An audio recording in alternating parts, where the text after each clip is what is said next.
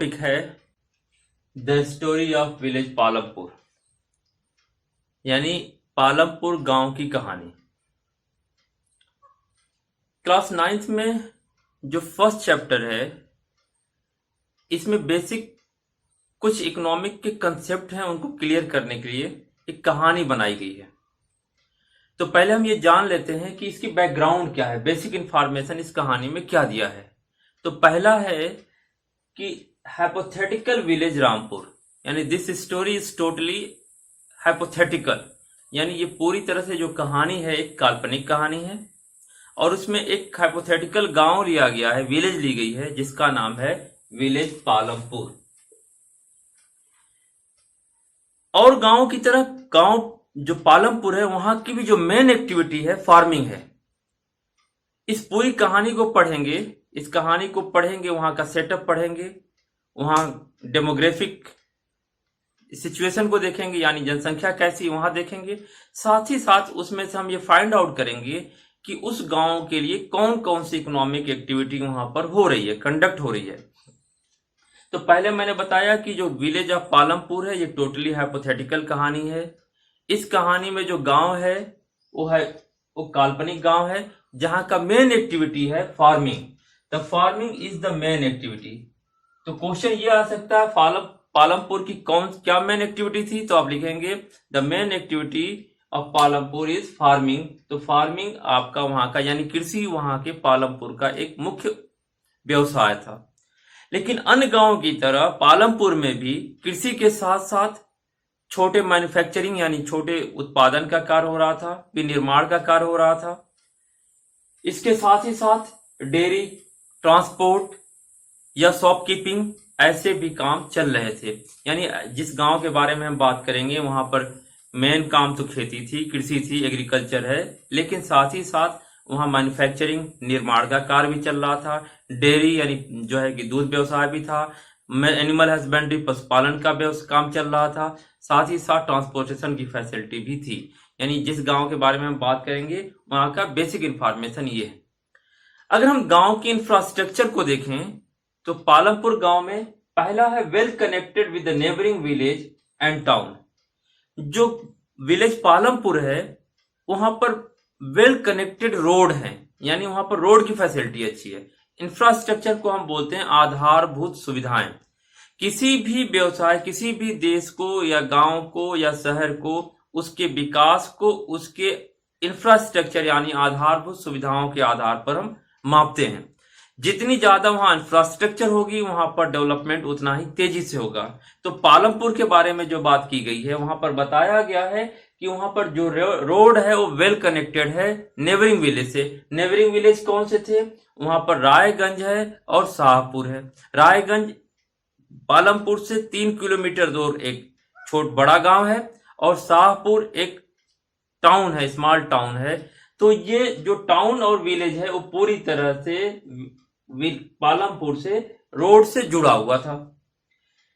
जो ट्रांसपोर्टेशन का मोड है जो आमतौर पर लोग एक जगह से दूसरी जगह जाने के लिए यूज करते हैं, वहां पर है बुलक कार्ड है, तांगा है, मोटरसाइकिल है, ट्रैक्टर है, ट्रक्स हैं, जीप है। यानी मॉडर्न जो ट्रांसपोर्टेशन की सुविधाएं हैं सभी पालमपुर गांव में उपलब्ध है। सबसे इंपॉर्टेंट जो दिया है इलेक्ट्रिसिटी कनेक्शन, यानी गांव में मैक्सिमम घरों में इलेक्ट्रिसिटी है। यानी आप अपने गांव के आसपास देखेंगे तो बहुत सारे गांव में आज भी सभी के घरों में इलेक्ट्रिसिटी नहीं है। लेकिन जिस हम आदर्श गांव के बारे में बात कर रहे हैं पालमपुर, वहां पर कनेक्शन जो है इलेक्ट्रिसिटी की ज्यादातर घरों में है। जब इलेक्ट्रिसिटी होगा तो आपको मालूम है कि जो आपका इरिगेशन है वो ट्यूबवेल से होगा। तो पालमपुर में ट्यूबवेल से इरिगेशन होती है। साथ ही साथ 2 प्राइमरी स्कूल हैं, एक हाई स्कूल है, एक प्राइमरी हाई हेल्थ सेंटर है और एक प्राइवेट डिस्पेंसरी है। इसका यह मतलब हुआ कि जो पालमपुर गांव है वो well developed, well equipped infrastructure से एक गांव है जहां पर सभी सुख सुविधाएं उपलब्ध हैं जो एक गांव में होनी चाहिए। गांव की जो पॉपुलेशन है वो कैसी है? जो गांव है ये पालमपुर, उसमें 450 फैमिलीज हैं, यानी 450 परिवार हैं।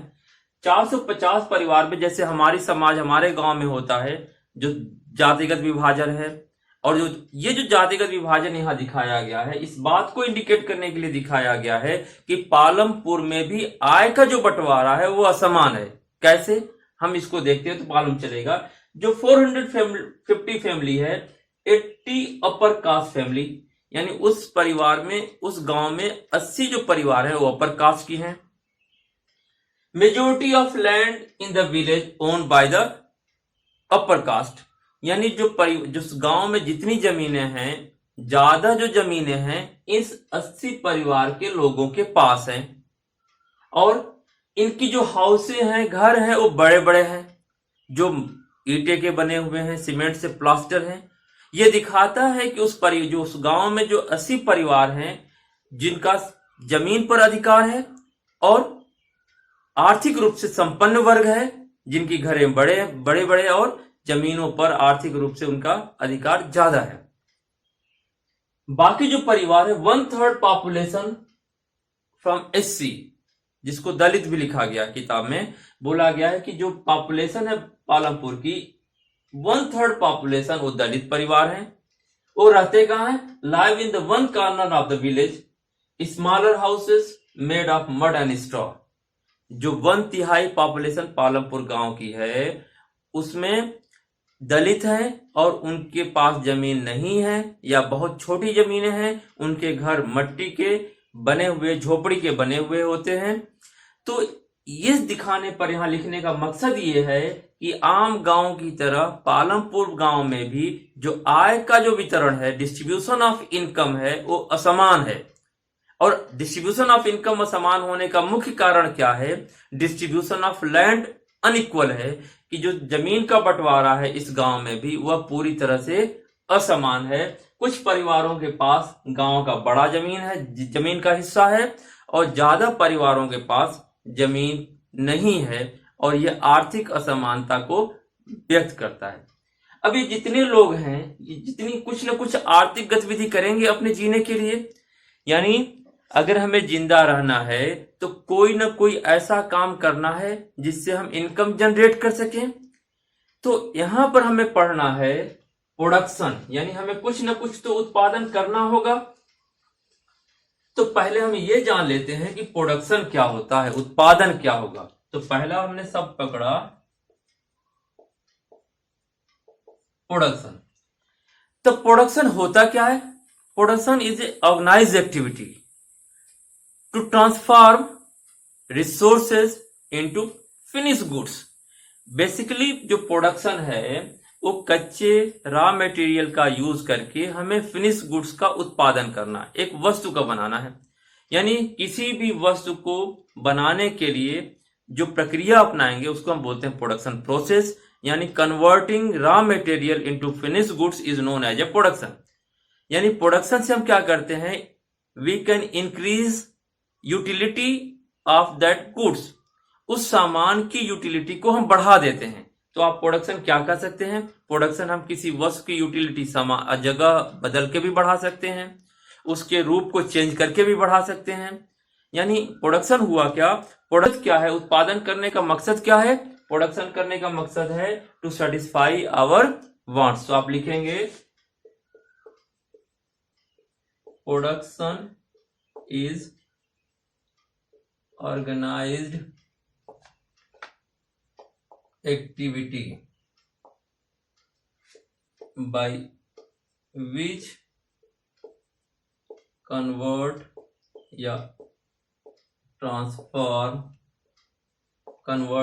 या transforming resources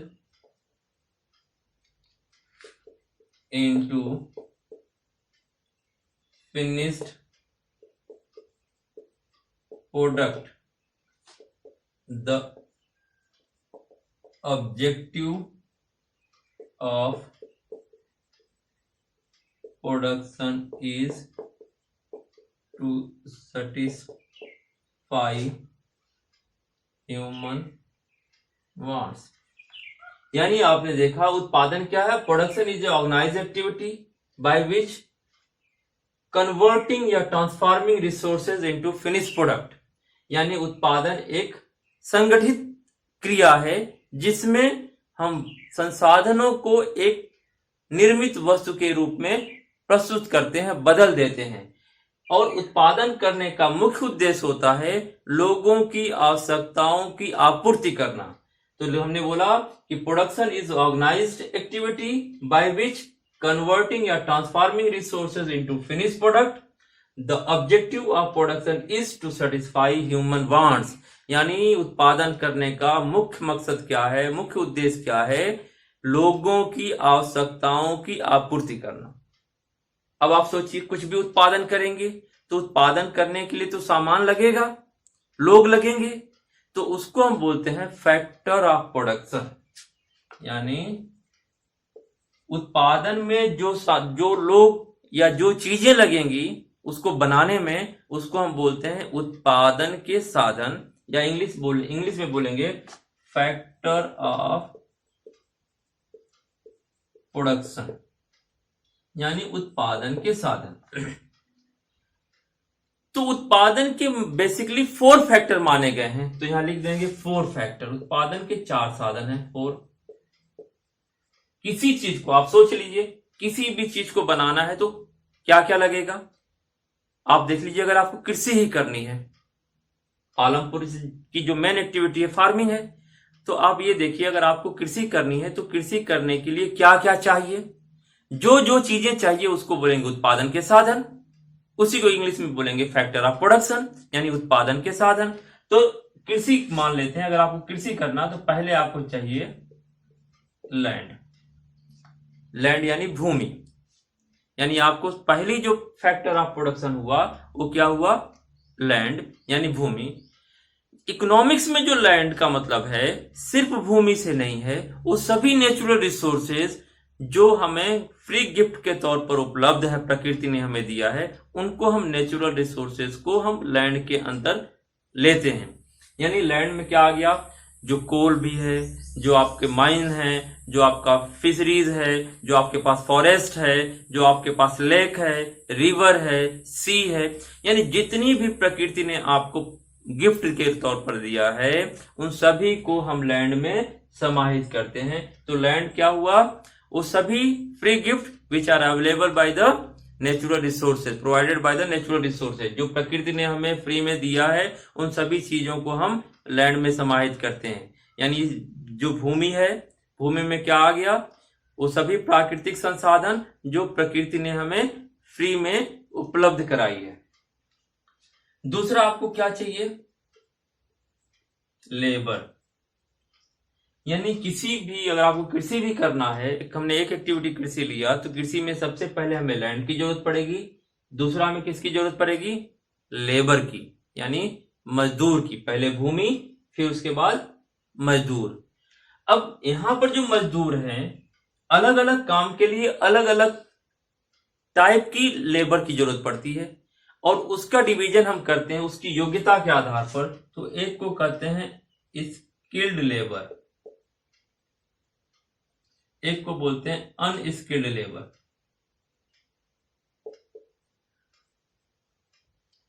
एक को हम बोलेंगे कुशल श्रमिक, दूसरे को हम बोलेंगे अकुशल श्रमिक। जितना मेंटल वर्क होगा, जो टेक्निकल आदमी है, उसको हम रखते हैं स्किल्ड लेबर में। जितने मैनुअल वर्क होंगे या जिसके लिए किसी ट्रेनिंग की जरूरत नहीं पड़ती, या जो श्रम प्रधान वर्क हैं, जिसको हम बोलते हैं अनस्किल्ड लेबर। लेकिन इन दोनों को हम क्लासिफाई करते हैं लेबर में ही। लेबर को फिर हम डिवीजन करते हैं स्किल्ड लेबर यानी कुशल श्रमिक, और अनस्किल्ड लेबर अकुशल श्रमिक। कुशल श्रमिक कौन सा हो गया?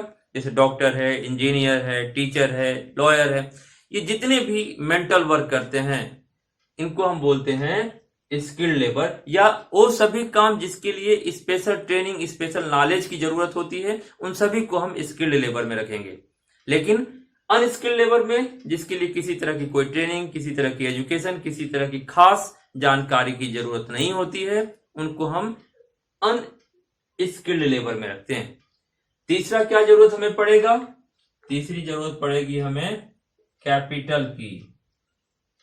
कैपिटल जिसको हम बोलते हैं पूंजी। जो कैपिटल है वो दो तरह का होता है। कैपिटल को हम करते हैं, एक को बोलते हैं वर्किंग कैपिटल, एक को बोलते हैं फिक्स्ड कैपिटल।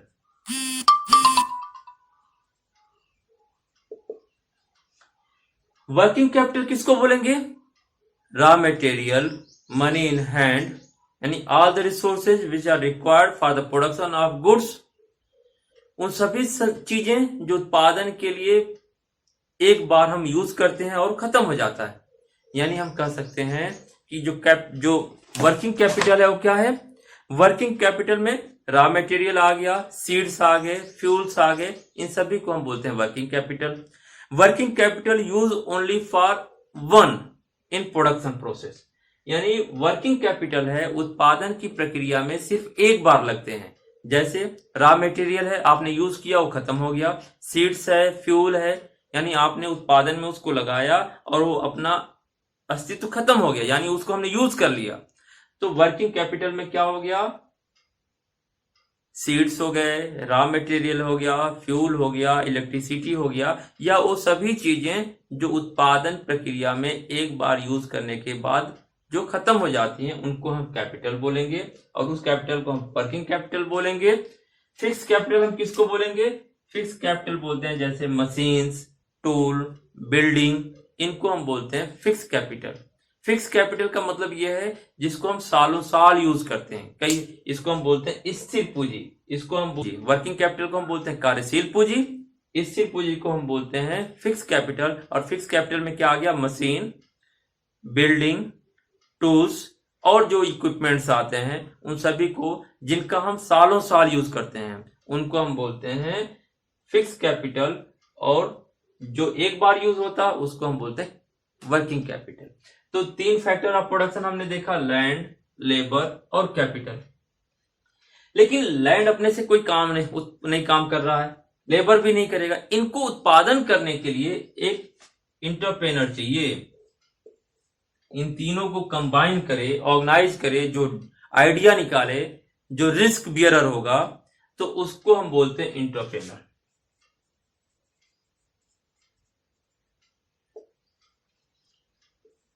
यानी उत्पादन प्रक्रिया में चार लोग चाहिए, भूमि, श्रमिक, पूंजी और साहसी भी बोलते हैं इसको, साहसी, इंटरप्रेनर या इंटरप्रेनरशिप, इंटरप्रेनर बोलेंगे।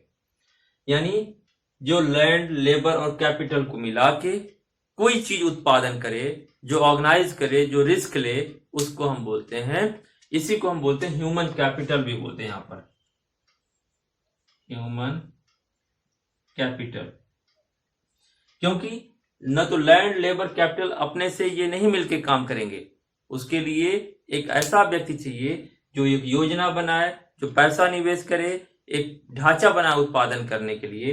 तो हमने ये देखा उत्पादन क्या है? उत्पादन किसी वस्तु की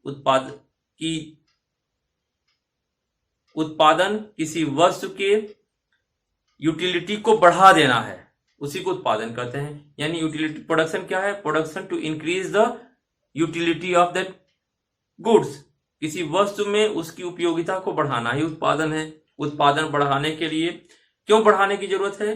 क्योंकि उत्पादन किसी न किसी आवश्यकता को पूर्ति करती है।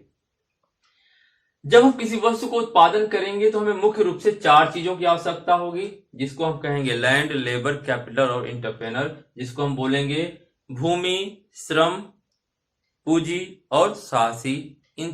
और लेबर भी होता है दो तरह का, स्किल्ड लेबर और अनस्किल्ड लेबर। पूंजी हमने बताया दो तरह की होती है, एक होता है वर्किंग कैपिटल, एक होता है फिक्स कैपिटल। तो आपने अभी ये जाना कि उत्पादन क्या होता है, उत्पादन के साधन क्या होते हैं और पालमपुर गांव कैसी थी। तो आज